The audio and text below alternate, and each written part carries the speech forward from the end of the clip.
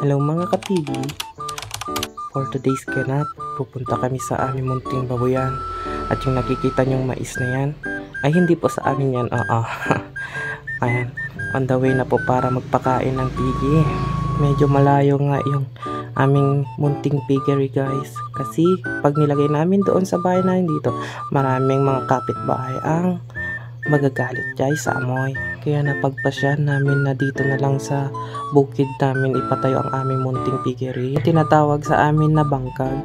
Binuhat ko na nga ang kalahating sako ng feeds at ayan, sinimulan ko na nga silang pakainin at gutom na nga sila.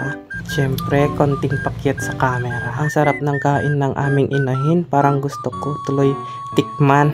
Ang una mga kapigi, wala talaga kaming balak magpatayo ng piggery. Pero ewan ko ba, tumarating na lang ng kusa. Syempre, lilinisan po natin yan at papaliguan. Sa totoo lang, nung una kaming nagbaboy, akala namin hindi namin kaya magkaroon ng inahin.